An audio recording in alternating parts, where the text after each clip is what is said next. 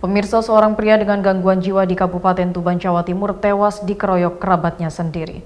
Korban yang mengamuk menghembuskan nafas terakhirnya saat berusaha ditenangkan para pelaku. Dalam kasus tersebut, 2 orang ditetapkan sebagai tersangka.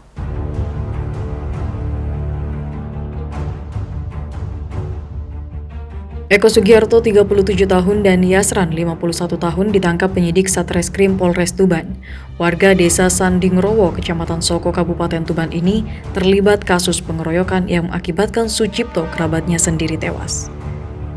Pengeroyokan bermula saat korban yang diketahui mengalami gangguan jiwa ini tiba-tiba masuk rumah tersangka Eko Sugiarto yang tidak lain adalah keponakan korban.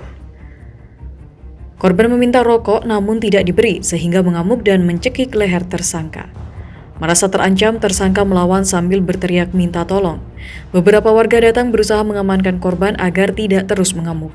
Sempat terjadi pergumulan yang mengakibatkan korban tewas. Belum diketahui secara pasti penyebab utama kematian korban. Polisi sampai saat ini masih menunggu hasil otopsi dari tim dokter Rumah Sakit Umum Dr. Erkusma Tuban.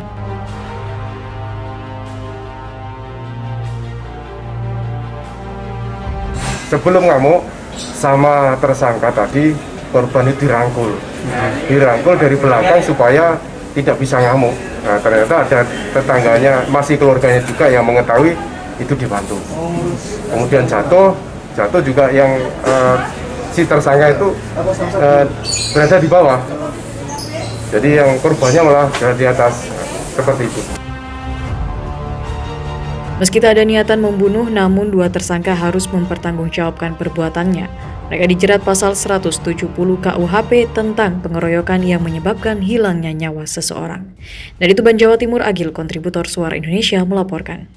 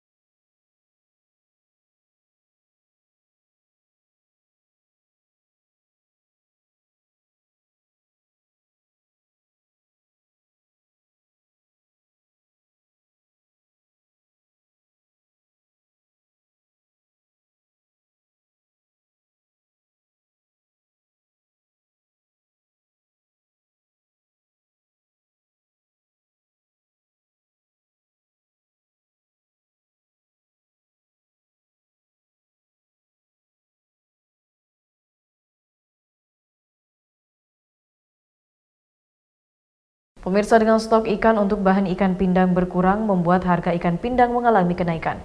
Akan tetapi di masa pandemi saat ini justru daya pembeli di pasar berkurang, apalagi adanya pemberlakuan pembatasan kegiatan di masyarakat yang ada di pasar tradisional. Pemirsa, acara perpisahan siswa SMAN 1 Jonggat, Lombok Tengah yang digelar di halaman sekolah viral di media sosial karena diduga melanggar protokol kesehatan. Polisi akan memanggil pihak sekolah karena acara tersebut dilakukan di tengah pandemi COVID-19 tanpa izin petugas.